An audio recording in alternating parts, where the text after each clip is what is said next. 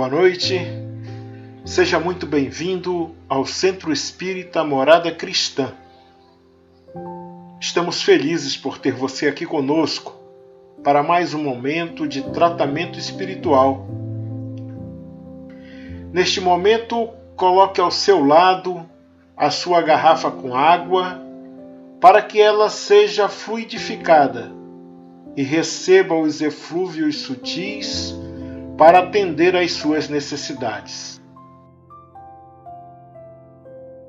Hoje vamos iniciar o nosso tratamento com a leitura do capítulo 6 do livro Boa Nova, de Chico Xavier, pelo espírito Humberto de Campos, editora FEB, cujo título é Fidelidade a Deus. Depois das primeiras prédicas de Jesus, respeito aos trabalhos ingentes que a edificação do reino de Deus exigia de seus discípulos, esboçou-se na fraterna comunidade um leve movimento de incompreensão, que, pois a Boa Nova reclamaria tamanhos sacrifícios, então o Senhor, que sondava o íntimo de seus companheiros diletos, os reuniu uma noite, quando a turba os deixara sós e já algumas horas haviam passado sobre o pôr do sol. Interrogando-os vivamente, provocou a manifestação dos seus pensamentos e dúvidas mais íntimas.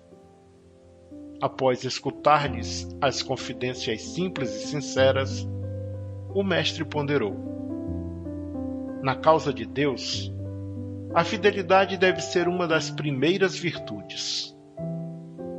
Onde o filho e o pai, que não desejam estabelecer como ideal de união a confiança integral e recíproca, nós não podemos duvidar da fidelidade do nosso Pai para conosco. Sua dedicação nos cerca os espíritos desde o primeiro dia. Ainda não o conhecíamos e ele já nos amava. E acaso poderemos desdenhar a possibilidade da retribuição?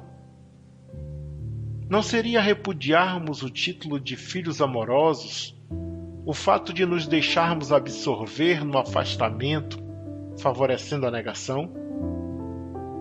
Como os discípulos o escutassem atentos, bebendo-lhe os ensinos, o mestre acrescentou: tudo na vida tem o preço que lhe corresponde. Se vacilais receosos ante as bênçãos do sacrifício e as alegrias do trabalho, meditai nos tributos que a felicidade ao mundo exige. O prazer não costuma cobrar do homem um imposto alto e doloroso? Quanto pagarão, em flagelações íntimas, o vaidoso e o avarento? Qual o preço que o mundo reclama ao gozador e ao mentiroso? Ao clarão alvacento da lua, como pai bondoso rodeado de seus filhinhos, Jesus reconheceu que os discípulos, diante das suas cariciosas perguntas, haviam transformado a atitude mental como que iluminados por súbito clarão. Timidamente, Tiago, filho de Alfeu, contou a história de um amigo que arruinara a saúde por excessos nos prazeres condenáveis. Tadeu falou de um conhecido que, depois de ganhar grande fortuna, se havia tornado avarento e mesquinho a ponto de privar-se do necessário para multiplicar o número de suas moedas, acabando assassinado pelos ladrões. Pedro recordou o caso de um pescador de sua intimidade que sucumbira tragicamente por efeito de sua desmedida ambição. Jesus, depois de ouvi-los, satisfeito, perguntou: não achais enorme o tributo que o mundo exige dos que se apegam aos seus gozos e riquezas? Se o mundo pede tanto, por que não poderia Deus pedir-nos lealdade ao coração? trabalhamos agora pela instituição divina do seu reino na terra. Mas desde quando estará o Pai trabalhando por nós? As interrogativas pairavam no espaço sem resposta dos discípulos, porque, acima de tudo, eles ouviam a que lhes dava o próprio coração. Do firmamento infinito, os reflexos do luar se projetavam no lençol tranquilo do lago, dando a impressão de encantador caminho para o horizonte, aberto sobre as águas, por entre deslumbramentos de luz. Enquanto os companheiros meditavam no que dissera Jesus, Tiago se lhe dirigiu nestes termos: Mestre, tenho um amigo de Corazim que vos ouviu a palavra santificante e desejava seguir-vos. Porém, asseverou-me que o reino pregado pela vossa bondade está cheio de numerosos obstáculos, acrescentando que Deus deve mostrar-se a nós outros somente na vitória e na ventura. Devo confessar que hesitei ante as suas observações, mas agora, esclarecido pelos vossos ensinamentos, melhor vos compreendo e afirmo-vos que nunca esquecerei minha fidelidade ao reino. A voz do apóstolo, na sua confissão espontânea, se revelava tocada de entusiasmo doce e amigo. E o Senhor, aproveitando a hora para a semeadura divina, exclamou bondoso: Tiago, nem todos podem compreender a verdade de uma só vez.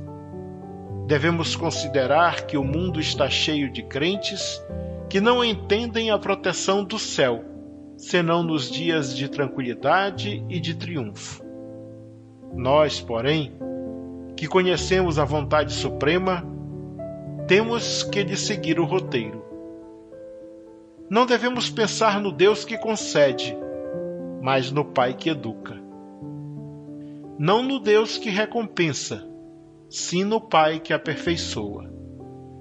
Daí se segue que a nossa batalha pela redenção tem que ser perseverante e sem trégua.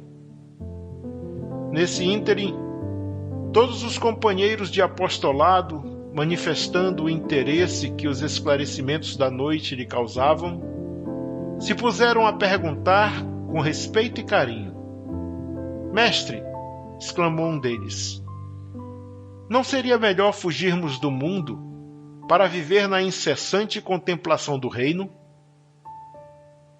Que diríamos do filho que se conservasse em perpétuo repouso, junto de seu pai que trabalha sem cessar no labor da grande família? Respondeu Jesus. Mas de que modo se há de viver como homem e como apóstolo do reino de Deus na face deste mundo? Inquiriu Tadeu. Em verdade, esclareceu o Messias, ninguém pode servir simultaneamente a dois senhores.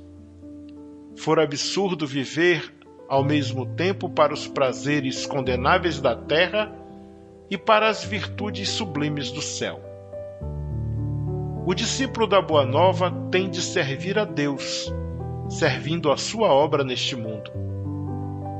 Ele sabe que se acha a laborar com muito esforço num grande campo, propriedade de seu pai, que o observa com carinho e atenta com amor nos seus trabalhos.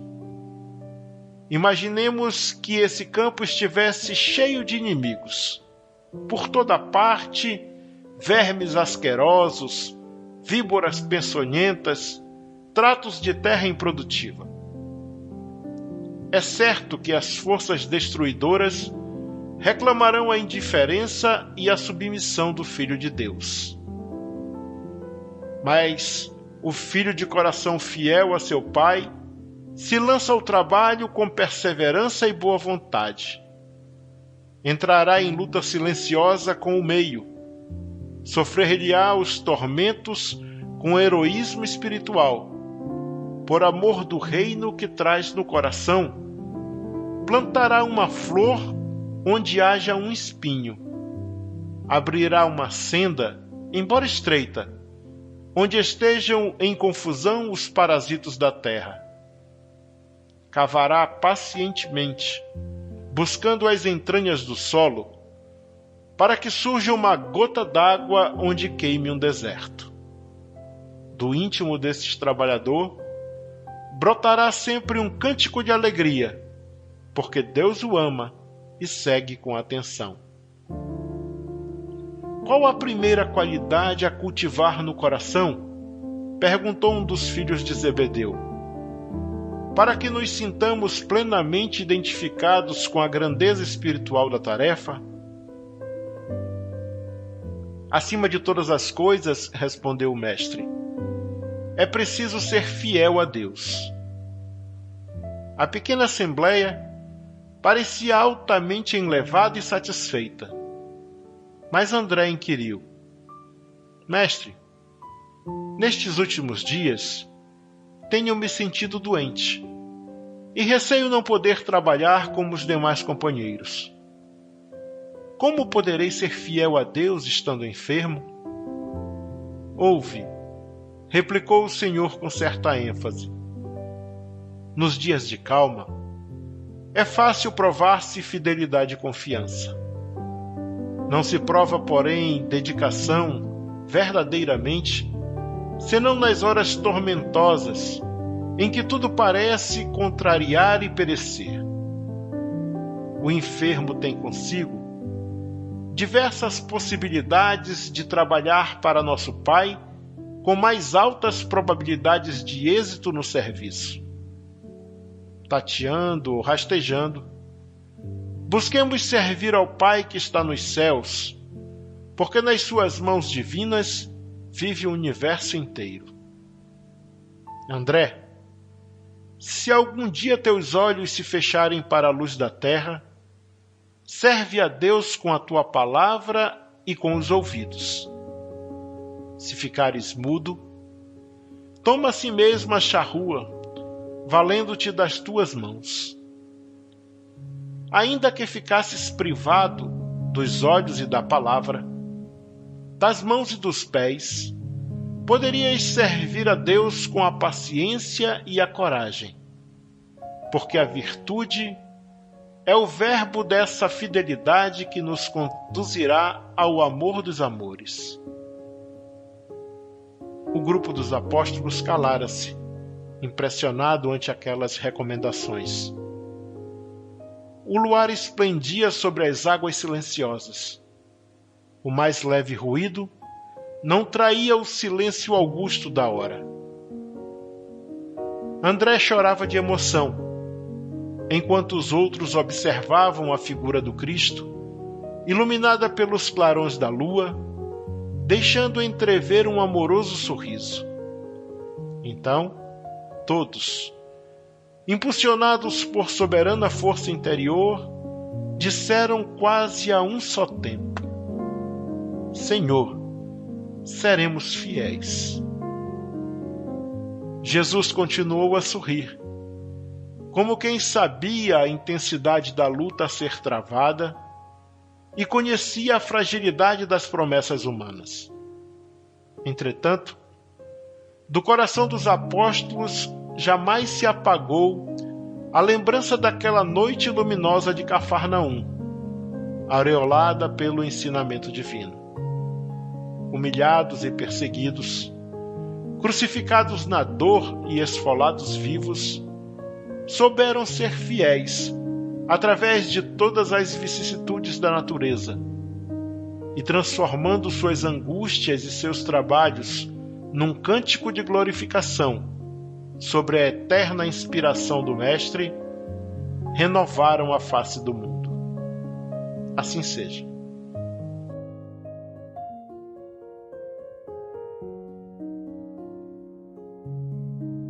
Depois dessa belíssima passagem da vida de Jesus, vamos silenciar as nossas mentes e, com a atenção voltada para nosso Mestre querido, vamos fazer a rogativa 2, de Emmanuel, contida no livro A Luz da Oração, de Francisco Cândido Xavier, por Espíritos Diversos, editora Clarim, que diz: Senhor Jesus, associa-se a nossa voz a todas as súplicas que te rogamos a bênção de amor, a fim de que possamos trabalhar em harmonia com os teus superiores desígnios. Dá-nos consciência de nossas responsabilidades e infunde-nos a noção do dever. Reveste-nos com a dignidade da resistência pacífica diante do mal que nos conclama a perturbação e faze-nos despertos na construção espiritual que fomos chamados a realizar contigo dentro da renunciação que nos ensinaste.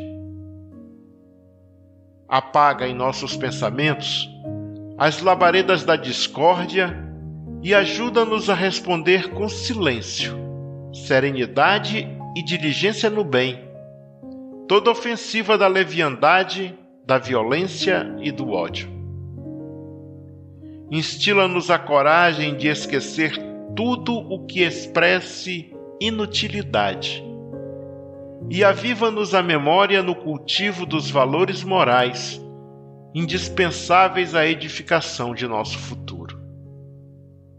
Mestre, não nos deixes hipnotizados pela indiferença que tantas vezes tem sido o nosso clima de invigilância pessoal em tua obra de luz. Que a fraternidade e a ordem, a compreensão humana e o respeito recíproco nos presidem a tarefa de cada dia, em teu nome, na execução da tua divina bondade. São os votos que repetimos com todo o coração, hoje e sempre. Assim seja.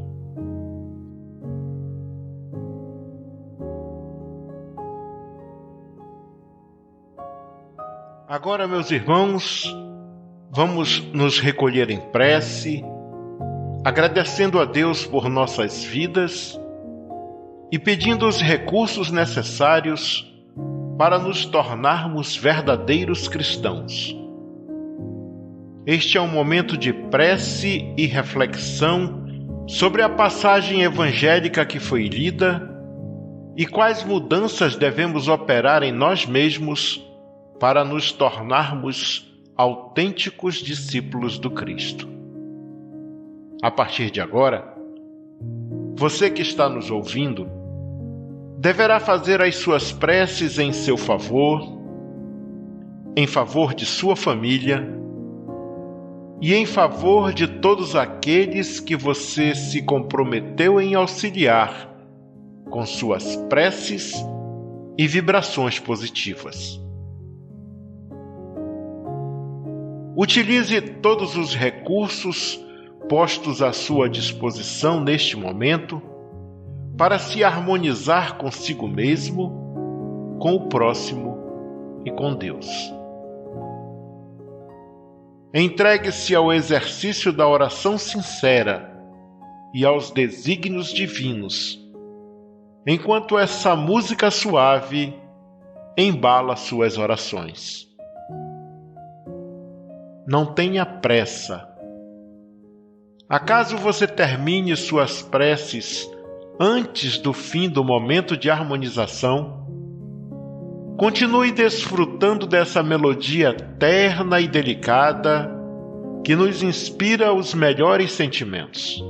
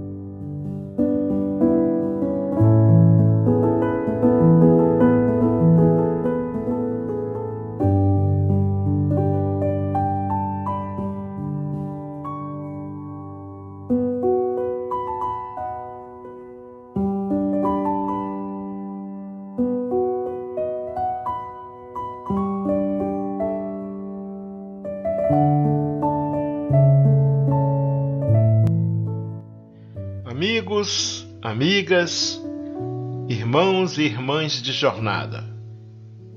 Chegamos ao final de mais um momento de tratamento espiritual por meio de preces intercessórias do Centro Espírita Morada Cristã, pedindo a Jesus e à espiritualidade irmã e amiga que nos ampare e nos sustente, que aumente a nossa fé, que nos dê serenidade e nos conserve humildes, que nos tire da acomodação e nos ensine a estarmos sempre prontos e prontas para mudar para melhor, com um coração sereno e puro. Nos vemos na próxima segunda-feira, se assim Deus permitir. E que nessa semana de trabalho e estudo possamos espalhar amor, paz, luz e praticar a caridade, porque, como sabemos, fora da caridade não há salvação. Fiquem todos e todas com o amor de Deus. Um abraço fraterno e até segunda.